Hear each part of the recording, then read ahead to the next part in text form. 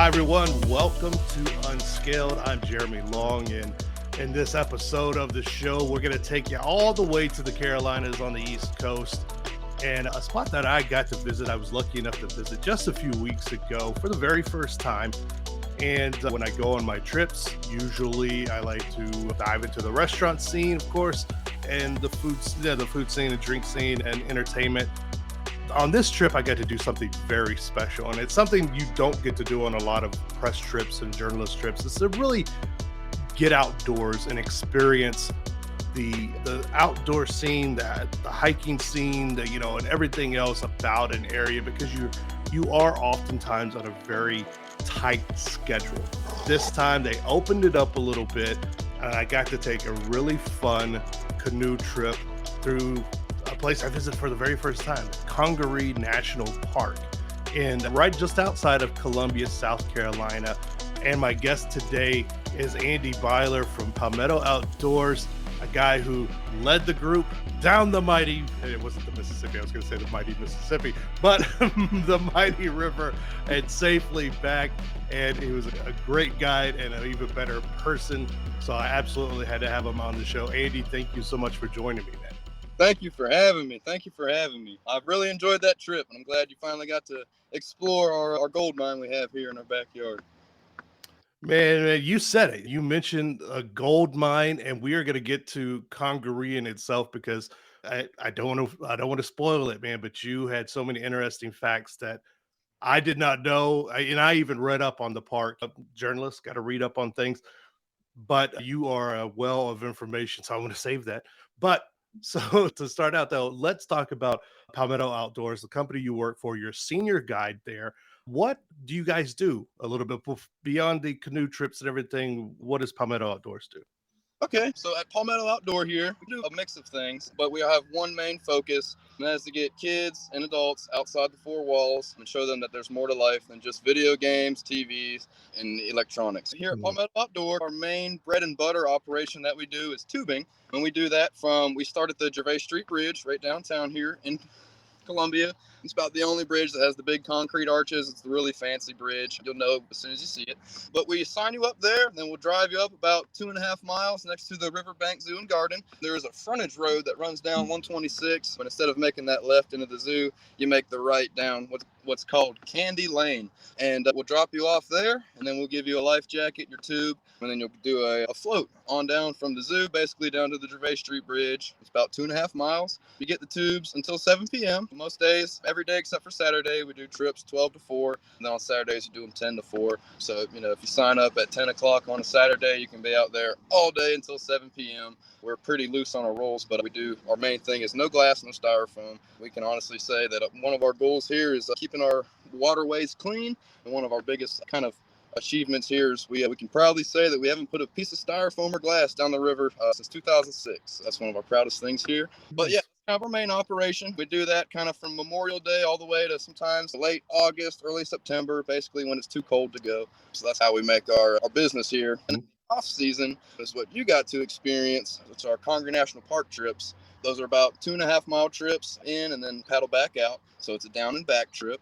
But we start at the South Cedar Creek Landing, which is also the start of the King Snake Trail. It's about a 3-mile trail or so that runs through the east side of the park, but that'll take you all the way back up to the visitor center. So we start at the King Snake Landing, and then we put in and we go downstream, and that's where we get to make our choices if we want to go up or down. But I think when we went downstream, we go down to what's called the Fork, and then we turn around, we'll stop and get out, go for a lunch, hike around. I'll show you a couple of my most favorite trees out there, and then we'll meander back upstream. But that's our Congaree National Park trip. A lot more happens within those trips, but just a little brief description of what we do here. But yeah, I love working here. I've worked here since I was about 15. So this is my 5th going on 6th year now. So started as a high school job, and now I run the place. But yeah, that's it. Yeah, man. Okay, so you gave me the quick version. I like that. I love that you mentioned, because people are probably going, you have your favorite trees. So let's get into that. Let's talk about the Congaree National Park. Is one of these national parks that's probably, unless you're from the area or know a lot about the area, you probably haven't heard of Congaree.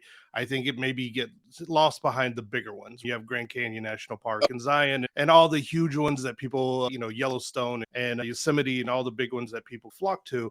Congaree, though, is a different kind of national park. How do you describe Congaree to people who have never visited before? So, what you just said, you can't compare this to Yellowstone or the Grand Canyon or like the Tetons or anything like that. We only have about 26,000 acres here. I know there's some national parks that are over 100,000 acres. So definitely not size-wise. But I think even the people who don't really know a lot about like the biosphere, the change, and like the climate, like the biodiversity, I think there's a lot to see here with kind of the trees. Of course, we are known for our old growth. So, like the trees here make it feel special. A lot of the trees that you see are over 200 to 300 years old, and that's just the bare minimum here. So you definitely get that kind of feeling of peace. You get that feeling of these trees have been standing there. The forest has been sitting the way it has been for the past few hundred years untouched, but there's been a lot of life that's been able to support. Definitely, I kind of like to describe it as eerie. I know that's not like a very big sales topic, but eerie, but also it has this like surreal kind of Disney enchanted forest kind of feeling to it. We have what we call Spanish moss here, and that's one of my favorite things about the park. You'll see it in a lot of pictures of like southern areas, swampy, marshy areas, but it's the beard looking Santa Claus stuff that drapes from the trees. And a lot of times you'll see it on the bald cypress trees out there, and that really just gives it that eerie, magical feeling. But also with the amount of trees you have there and with the size of the trees, they almost produce like a shade to the forest. Now I think when we went, it was a bit earlier in the spring, so there weren't a lot of leaves on the trees. But now the foliage is completely covering, so you really don't get that much sunlight. So it's constant shade. It's dark. You get like the peeps of the sun peeping through the leaves. But yeah, I don't know. I always stick to the good old Disney enchanted forest is how I describe it. I like that, a Disney enchanted forest, because you mentioned a little bit that it's considered an old growth forest. People who aren't in the know on what that is, number one, what is that? But two, do people often confuse this with a swamp area? So in old growth, so we are known, I think our saying is that we are the largest intact expanse of old growth hardwood bottomland forest on the East Coast. So basically what that means is we have the oldest patch of hardwood trees, untouched, uncut, unlogged. We've been lucky enough to save this area over the past few hundreds of years from being logged, for being Right. cut. So it's just a forest. There's trees in there. I think the oldest tree in the park that dates back right now is about 925 to 930 years old. Wow. We have some fairly old trees down here. And then the next thing you pointed out was you called it a swamp. And that's one of my favorite facts. Even though everybody calls it Congaree National Swamp, even though it might look like a swamp, it's actually not a swamp. Swamps are considered wet lowland, and they have to be considered wet all year long and have a consistent amount of lowland to them. And what makes this park not a swamp is we actually have more high dry land than we do wet lowland. And so this is just a floodplain technically, where all the water that we gather from the Broad River, from the Saluda River, all that water rushes through the city of Columbia, makes its way down the Congaree, and then makes its way out through the floodplain to expand out. It allows us to not have a flooded city, basically. So even though it might be the swampiest kind of place around, we still can't technically call it a swamp. So it is, but this compared to Okefenokee in Florida, compared to the Everglades, we are pretty swampy. It doesn't look Mhm. much swampier than this, but when you start getting into fine print, that's where you draw your line. But yeah, that's a common asked question. Yeah. You did mention the biodiversity, and even on our trip, I think, yeah, we actually had a thunderstorm our day whenever we were Okay. coming back. So we didn't see a whole lot because I think the animals were doing their thing. We did see a few snakes, of course, birds everywhere and things like that. But you mentioned the biodiversity, but no gators, nothing like that. But so why is the Congaree and that forest in that area? You mentioned that biodiversity. Why is that important to the South Carolina area and to the overall general area of just the health of the land and everything? So what I've gathered from being here in South Carolina for almost 20 years now is that everywhere you go is different in the state. And that was our sales point of coming to Columbia, is that you're 2 hours from the mountains, you're an hour and a half from the beach. But within that 4 hour range, it goes from the sandy the low rolling hills to like that Mm-hmm. red clay, and you get to the higher sand hills, then you get to the rocky kind of soil about halfway through the state, then you start hitting the like foothills of the Blue Ridge Mountains. Right here in the center of the state, I live about 30 minutes away from the national park. I mean, even where I live, it's just basically big rolling hills, nothing but pine trees, red dirt, clay, sand. But then once you get about 3 miles away from the national park, it starts to flatten out. You start to see a lot of fields, a lot of farms. But then also you start to see just an uprise and all these hardwoods. You start to see a lot more kind of older looking trees throughout there. But then once you get inside the national park, there's no rolling hills. All is the bluff of the Congaree, which is just the high point of the creek that it follows. But then once you get down past that bluff, it's all flat, it's all low, and then it's swampy, it's wet, it's mushy, it's humid.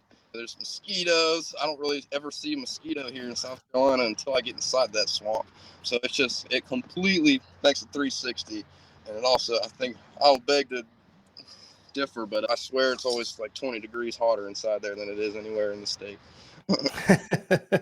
It's probably that canopy, man. It's probably keeping everything, it all stays in there, and it's this little greenhouse, which is good for that environment and everything. Right. But on our trip, we had a good mix, man. I was in from Vegas, and I think we had a couple maybe from somewhere locally, maybe just a couple hours away, and then a few more that were from further and further out. Do you guys see a good mix of locals and people from out of town, or is it heavy one way or another? That's really my favorite part about these trips. And I know I've mentioned it on the trip. I think I say it every time, but it's such a nice opportunity to be able to talk to people from all over. Very rarely do I have a group from South Carolina. And if they are, they're from either like Charleston or Edisto, or they're from Greenville, which is Edisto and Charleston at the bottom of the state. Greenville's at the very top towards Clemson. So never really groups from Columbia per se. But yeah, for instance, I think you came from Vegas. I get groups from like the LA area, all up and down the West Coast. I get a lot of New York, Pennsylvania, and then a lot of Maine and Maryland, a lot of Florida. So really, I get a wide range of diversity. Never often do I have a group of all the same kind. It's all different, and that's what I love about it. Like some groups are a little more kind of, sometimes I have people who are a little more frightened in water than others, but I love to accommodate, and I love to break people's fear of water, get them feeling okay with being in water. But yeah, I love being able to get people feeling safe in water. Water's really fun. Oh yeah, not to put a couple on blast, but we did have a couple on our trip that a young man and a young woman, and the young woman was not feeling this trip at all. I remember this now. Yep. Yeah, she was not feeling it at all from the very beginning.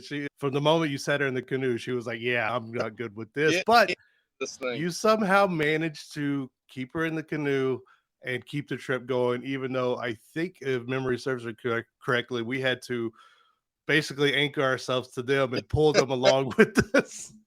The old tow rope. Yeah, the old tow. So I assume that you have that on there because that's not the first time that's happened to you. It's a common problem, but really, as much of a problem as it seems to be, I really enjoy towing people, because really the next step for them, if I don't offer the towing, is them just leaving. And I'm all about getting people inside the swamp, getting people to be able to see it, but also, like I said, I really like breaking people's fear of water. You saw me with them. I had to sit there and basically tell her that, dude, you're going to be okay. You're in control. Got your life jackets on. The worst that can happen is you're going for a swim, and I'll be right there to come get you. But really, you just have to let them know that they're in full control of wherever the boat goes. Of course, canoes are odd to get adjusted to at first. Unless you've done it before, I never really get groups that are just able to jump in and paddle a straight line on downstream and paddle back up. So it does take a minute to get adjusted to. But I think with us being able to pull them through, I think once we got down to our basin area, which is a little tiny pond where you have kind of freedom, I always give everybody kind of the freedom to paddle around, do your own thing, take pictures, sneak off in the woods if you want. But yeah, we got there, and we unhooked them, if I remember right, and they paddled around for a little bit. They felt good for it, but then they used the restroom, and then once they got back in, they were like, okay, we're ready to be towed again. I was glad I was able to get them out, at least paddle around for a minute, but at least they were able to do the trip. Hey, they were good spirits, good sports too. I think they really enjoyed it by the end. I think they were happy they pushed on. Yeah. Do you have any personal favorite stories of visitors coming in? Because getting visitors from all over the country and sometimes all over the world can probably lead to some interesting situations. So really, I never really have anything really too chaotic. More so, just like cool stories from people, just to share from their kind of like their from their past. This one just comes to mind. I'm a movie and music geek. So yeah, this is where it's going to lead to. But I had one guy. They were from California, the Long Beach area. But I got to talking to him, and I always talk about movies out in the swamp. So we do have a lot of hogs out there, so I always bring up a couple movies, like kind of reference pigs. Snatch is always a good one. Up, and then the movie Deliverance with Burt Reynolds. That's fun. Oh my God. I always tell people that was filmed in South Carolina, so I always tell people about that one. But this guy in particular started talking about movies. He brought up a story of he dated a girl in college back in '92, and she actually got a gig at a director firm, and she started working for this director. And then she sent a manila folder to this man like a year later with a script in it, a little note on top of it. It said, "Script, this is something fun that we've been working on. We don't know if it's going to turn out well." So he read it, held on to it, didn't think anything of it. And I think a year later, the movie came out. But it turns out she actually got a job with Tarantino, and that script was from Pulp Fiction. Yeah, he pulled Wow. he went all through it. But yeah, the whole group was indulged, and it went from me and him talking about Pulp Fiction to the entire 12 people talking about Pulp Fiction in the swamp. But it was I don't know. It's a good memory. I know it doesn't sound too crazy, but it was a really cool memory to be able to sit out there and talk about movies Oh no, that's cool, man. from all over the United States. They were all in on it, and they all knew about the area of LA. They knew Tarantino was from that area, and the UCLA. And they had I think he was pretty involved with UCLA. That was always fun, but that has nothing to do with the swamp. Just that was the group with me in the trip. Like that, you could be having a bad day. You get there, you do your trip, and then you start talking about something random like that. Mhm. This was a long time ago, and I still remember that story. Man, and you get a lot of Deliverance Yeah, references. everybody always asks me about that. It was filmed on the, I think it was filmed on the, and then also the Tallulah Gorge. Those are both on the border of South Carolina and Georgia. But I always tell people that the messed up scenes were filmed in Georgia on that bank. We had nothing to do with that. We were just where Burt Reynolds slept. So that's always a fun one. But yeah, not to go too deep into. Yeah, I always try to make some jokes out there. But yeah, Frank, speaking about pigs, there's always that chance that you can see pigs, and that's one thing that always draws people to the park. They enter the park, they want to see alligators, but they end up seeing like a pack of hogs, and they're completely content with that. And I think that's always a fun thing to experience too. But yeah. Oh man, yeah, so many jokes. Yeah, poor Ned Beatty. He can play Rudy's dad all he wants, but all we see is Deliverance. Yeah, it is it's almost a shock to the system because Columbia and Charleston and all the surrounding areas are Columbia, for example, for listeners out there, is having this huge culinary moment. They have 3 James Beard finalists as far as chefs, which is, if you don't know about James Beard Awards, it's like the Oscars for chefs, and all having these moments where they had 0 and now boom, they had 3 semifinalists and 2 finalists. Okay. And those awards are still coming up here in the future at the time we're recording this. But so all of a sudden they're having this culinary moment and it's very chic and it's very like coming up and everything. And then you get to the Congaree and it's almost like, because of the old growth and everything, it's almost like stepping back in time a little bit. Yep. And one thing I noticed and I made note of when we were out there is that at first everyone is, when they're first getting into the boats, when they're first paddling around, everyone is who the version of themselves they brought into that forest. By the time we get to the end where we're turning around and we're doing different things, everyone seems more relaxed and they seem like they're having fun out there. Do you notice that in people that after a while they just form this little bit of the tech world and the modern world just fades away and they just become these people that are just like loving the water and loving the land and just out there being who maybe a little bit different version of themselves?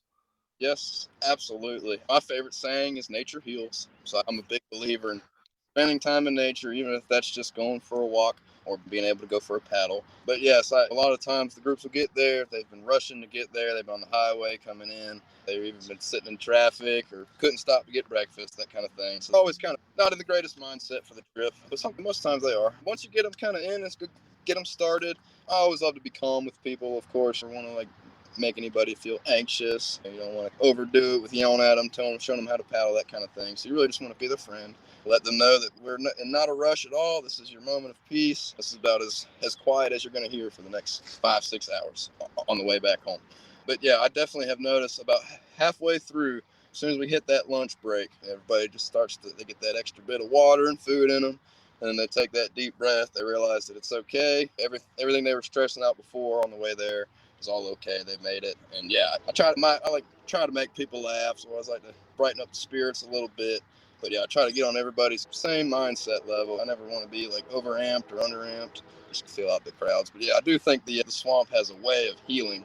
It offers a peace like no other. It's about the only place within the 30-40 mile range of the city where you can go and get just full silence. But I tell people it's the loudest, most peaceful silence they'll ever hear. And by that, you don't hear any noise pollution. You don't hear any highways. The only thing you might hear is an F-16 flying over from the Air Force Base. But besides that, it's leaves crackling or like a tree branch falling or just squirrels running around. But yeah, there's just this everlasting peace and tranquility out there that you just can't get. I think that's one of my biggest kind of sales point of the swamp. Not only is it fun and a good place to learn, but it's also a good place to relax, empty out your mind.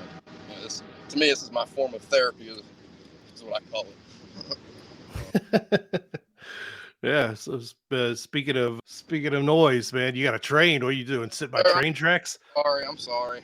You're good, man. I was like, you're not in the swamp right now, man, because I hear a train. I'm at the office right downtown here off of the 126 highway. So if it's not the highway, it's the train tracks. There you go, man. Which is it. You mentioned earlier your tubing spot and everything there by the zoo, and I did get to visit the zoo, and the zoo is a wonderful place as well and everything. In your opinion, why is it important for people to come and experience, locals or people from out of town or whatever? Why should they come experience Congaree National Park? Why should they come take a canoe trip or a tubing trip down in Columbia or anything? Why is it important for them to get back and just enjoy the outdoors there? I think probably a couple of things, but really mainly is Congaree National Park is one of our least visited national parks here in the park system, but it's also one of the least popular parks. But I think that is overrated and probably kind of underlooked. I feel like most people will enter the park. I feel like most of the time it's in the warmer time of year. So in that case, they may go for a little walk on the boardwalk. They realize that it's probably like 80 to 90 degrees. The humidity in the air is probably like 80 or 90%. And it's just muggy, mosquitoes, that kind of thing. But any other time of the year when it's not blazing hot and it's not May, June, July, it's actually a peaceful, kind of calm, very cool park to come to, which I think most people enter it for 30 minutes, take a big guess about it, say it's a swampy, hot mess, and then leave. Walking is cool, boardwalks are cool, but waterways are where it's at. Waterways are what sell this park to me. I think boat is the best way to see this park, 100%. With trails, you're kind of seeing what everybody else gets to see. With these creek systems we have here, you're able to paddle off away from the trail. You're able to go in your own kind of secluded path, see things that people can't say they've seen. You're able to see more wildlife. You're able to sneak up on the wildlife. You're able to paddle past the wildlife without disturbing it. But yeah, you're able to see this unspoken canopy and everything that lives underneath it. But yeah, I just think it's a treat that not many are able to see. And I think people might think it's harder to get to. It's really just 30 minutes down a back extension from the city, which feels like you're driving out through the middle of nowhere. So a lot of people get that kind of senseless driving feeling on the way there. But as soon as you get to that 3-mile outskirt of the park, notice everything changes. But I do think everybody needs to come see our bald cypress trees and our cypress knees. That's my sales point of the park. If you don't know, the cypress trees are the big kind of wide base trees. They have the real veiny kind of shape to them, but they also have peeling, elongated bark.